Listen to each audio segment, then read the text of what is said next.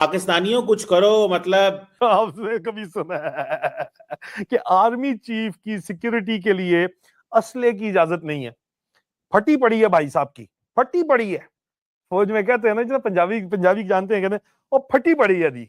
Intelligence reports confirm करती हैं एक शॉकिंग रियलिटी। आसिम मुनीर इतना पैरानोया में है, हुई स्केर्ड कि कभी भी उसको गोली लग सकती है। वो भारत से स्केर्ड नहीं है, वो अपने ही लोगों से ही स्केर्ड। सर आप ये कह रहे हैं कि हमारे लोग इतने निकम्मे हैं कि भारत से लोग आते हैं यहाँ पे टारगेट किलिंग करके वापस भारत चले जाते हैं? एक आर्मी चीफ अगर अपनी फौज के ऊपर ट्रस्ट नहीं कर सकता तो जंग वो खाक लड़ेगा? यहाँ कुछ शर्म करो, हया करो, अपनी तारीख पढ़ो, अपने लोगों को मत बहकाओ।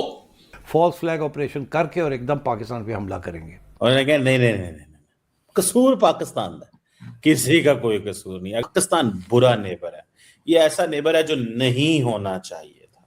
तो जाहिर है वो प्लानिंग तो हो रही है ना वहाँ। हाँ, वो कहते हैं हम तैयारी कर रहे हैं। तैयारी कर रहे हैं हाँ। ना? तो कैसे हो सकता है कि एक तरफ वो तैयारी कर रहे हो और दूसरी तरफ वो अमन की अब बात करना शुरू कर रहे हैं? हाथ मिला लें आके। तो मतलब जंग तो इमिनेंट है, होनी है। तो भाई आपका आर्मी चीफ मुल्क का, उसका फर्स्ट और सेकंड टियर ऑफ सिक्योरिटी उसके नजदीक वेपन लेके उसकी हिफाजत नहीं कर सकता, इजाजत नहीं है हिफाजत करने की, कि यार ये हमें ही ना कर दें कुछ। क्यों? और क्या वजह हो सकती है, आप मुझे बताएं। वो 2 स्टार जनरल्स को भी इजाजत नहीं थी कि वो आसिम मुनीर के नेड़े आ सके, मार्का हक के अंदर 2 स्टार जनरल्स भी नहीं आ सके। वो कहीं भी जाता है, he is not trusting anyone, he fears everybody. नमस्कार दोस्तों, स्वागत है आपका भारत नाउ में। दोस्तों, पाकिस्तान के आर्मी चीफ को डर सता रहा है अननोन गनमैन का, और ये जो डर है ये भारत की तरफ से नहीं है बल्कि अपनी खुद की आर्मी की तरफ से उसे ये डर सता रहा है। पाकिस्तान के अंदर कई सारे जर्नलिस्ट ये बात कर रहे हैं कि आसिम मुनीर जो है सिक्योरिटी को लेकर काफी ज्यादा मेंटली अनस्टेबल हो चुका है। उसे ये डर सता रहा है कि उसकी आर्मी में से ही कोई उसे निपटा देगा, इसलिए उसकी जो सिक्योरिटी के अंदर जो ऑफिसर्स है उन्हें गन रखना तक अलाउड नहीं है। मतलब सोचिए किस मेंटल लेवल पर आसिम मुनीर जो है वो जा चुका है। कई सारे जगहों पर उसने कई सारी बड़ी बड़ी बातें करी कि भारत को ये कर देंगे, भारत को वो कर देंगे, बट यहाँ आसिम मुनीर उसकी जो रूटीन है उसने खुद को कमरों के अंदर बंद कर लिया है, बंकर में बैठता है और वहीं से सारे जितने भी कॉल है वो देता है। यहाँ तक कि अगर पब्लिक प्लेटफॉर्म में भी वो जाता है तो बुलेट प्रूफ कांच के पीछे बैठकर सारी तकरीर करता है। यहाँ तक कि वो 24 घंटे बुलेट प्रूफ जैकेट पहनकर बैठता है। रात को सोते वक्त भी सिक्योरिटी अपने कमरे के बाहर रखता है और बुलेट प्रूफ जैकेट पहनकर ही सोता है। मतलब यहाँ पर डर है, खौफ है और जान जाने का खतरा है आसिम मुनीर को, और इसी के साथ साथ मेंटली डिप्रेशन में है, अनस्टेबल भी है। एक आंख खोलकर वो सोता है रात को।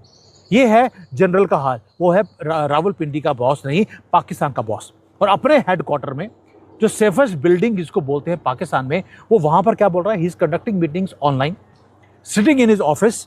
और वहां पर भी वो रूम के अंदर क्या है, बुलेट प्रूफ ग्लास के पीछे बैठा है, क्योंकि उसे मालूम है बाजवा का कोई आदमी उसे मारेगा।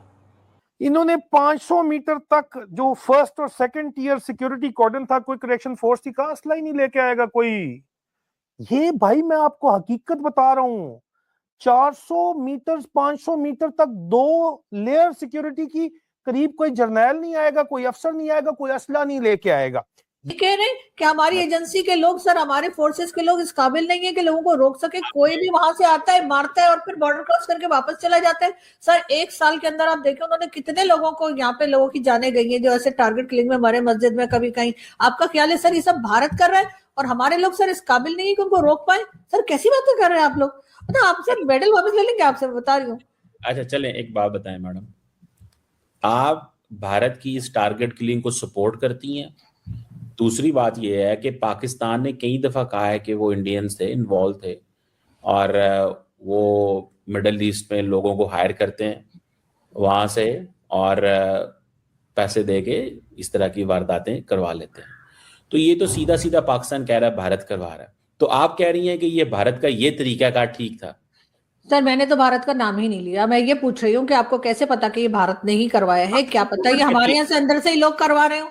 आपके पास सबूत है तो सर आप FATF में डलवा देना भारत को। गोली इसको लगनी है अपने किले के अंदर, अपने ऑफिस में बैठकर भी जो आदमी बुलेट प्रूफ ग्लास के पीछे बैठे, इसका मतलब है उसे मालूम है कि ज़ियाउल हक के साथ क्या हुआ था।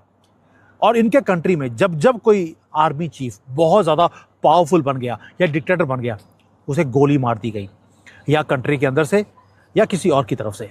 और अब ये आपको मालूम है ये ऑलरेडी चीफ बन चुका है, डिक्टेटर बन चुका है। चाकू, गोलियां, जो भी होते हैं भाले, वो सब लोगों ने निकाल लिए। प्रो मुनीर फैक्शन जो है ये अपने लोगों को जिनको प्रमोट करके ऊपर लेके आया है उनसे भी डरता है, क्योंकि उसे मालूम है कि इसके ऑफिसर्स बिके हुए हैं। वो कभी भी पैसे के चक्कर में, पैसे लेकर वो कभी भी इसको मरवा सकते हैं। ही इज सो स्केर्ड अपने ही किले में कि अब वो बाहर निकलने से भी जिसको बोलते हैं ही इज स्केर्ड कि मेरी जो आर्मी है वो 2 हिस्सों में वो डिवाइड हो चुकी है। और बाजवा का जो एस्पिरेशंस हैं कि वो वहाँ पे पाकिस्तान का प्रेसिडेंट बनना चाहता है। उसमें मेरा ये ख्याल है कि ये सारी गेम प्लेइंग है। इंडिया के अंदर कोई फैसला हुआ है, ये मेरी एनालिसिस है, ओके, नॉट इन्फॉर्मेशन। अच्छा, my analysis is that Indian arm forces and सियासी जमात बीजेपी, इन्होंने कोई प्लान बनाया है कि इंतकाम कैसे लेना है और किस तरीके से हमने अब जंग छेड़नी है और जंग छेड़ने के बाद जीतनी है। मैं समझता हूँ this is just game playing, okay. और इसमें we should not be lulled into a comfort. बेवकूफ बनने की जरूरत नहीं ये है, आप खुशफहमी की भी बिल्कुल जरूरत अलर्ट नहीं रहें, है। अपनी तैयारी Don't read रखें, much. They will attack you. false flag and है। बाय द वे आप कोई प्रीएम्पशन भी नहीं कर सकते। ठीक। प्रीएम्पशन से मुराद है उनकी अटैक से पहले आप कुछ कर दें, वो आप नहीं कर सकते क्योंकि आपका जवाब नहीं है कोई। ठीक है। वो जवाब निकालेंगे और जवाब निकालते सार आपको अटैक कर देंगे, और उसके वो किस किस्म की अटैक होगी। I am not a military man, I have my ideas but this is not the forum for that. वो फिर फौजी आप पे फैसला करें कि वो करेंगे तो कैसे करेंगे और आपने कैसे उसको काउंटर करना है। और वो होगा यही तो 3-4 दिन की बात होगी, फिर सारी दुनिया आ जाएगी, रोक देगी, मगर उस वक्त तक वो कह देंगे हमने ये अचीव कर लिया, हमने ये अचीव कर लिया, हमने ये। सो मैं नहीं समझता कि इंडिया पाकिस्तान के दरमियान अमन मुमकिन है। मुमकिन है। हमें पाकिस्तान को अटैक भी करने की जरूरत नहीं है, हमें कोई फुल स्केल इन्वेजन करने की जरूरत नहीं है। We have to just wait and watch. क्यों? आसिम मुनीर अपने ही जनरल से लड़ रहा है, बलोच फ्रीडम फाइटर्स हैं वो ड्रेन करते जा रहे हैं इनके रिसोर्सेज को, चाइना की इकोनॉमी कोलैप्स हो रही है और इनका फ्यूचर भी कोलैप्स हो रहा है। रीजन बीइंग हथियार इनके पास है नहीं, मिलिटरीली ये किसी को फेस नहीं कर सकते। तो फिर अपने जब 2 दुश्मन वो खुद ही डूब रहे हो, वो अपने आप को डिस्ट्रॉय कर रहे हो, तो आपको बीच में उनकी जो गिरावट है उसको इंटरप्ट करने की आपको जरूरत क्या है? भाई ये जल रहे, मर रहे, खत्म हो रहे हैं, होने दीजिए। फाउंडेशंस इनकी क्रैक हो रही हैं। रावलपिंडी में जनरल जो है वो बुलेट प्रूफ ग्लास में बुलेट प्रूफ जैकेट डालकर बैठा हुआ है। भाई डर का माहौल है। मोदी जी क्या बोलते हैं? ये डर अच्छा है और ये डर रहने दीजिए। अब बीजिंग की फैक्ट्रियां पैनिक में अंदर हैं क्योंकि उनके ऑर्डर्स कैंसिल होने शुरू हो गए। इनका नकाब कि बहुत ही बढ़िया इनके हथियार थे वो ख़त्म हो गया। इसलिए न्यू दिल्ली तैयारी कर रही है कि 2026 में एक बहुत बड़ा हैप्पी न्यू ईयर का गिफ्ट पाकिस्तान को दिया जाएगा और रैपर हम वहीं पे जाके खोलेंगे। We are vigilant, we are strong, we are victorious and time of our enemies is over.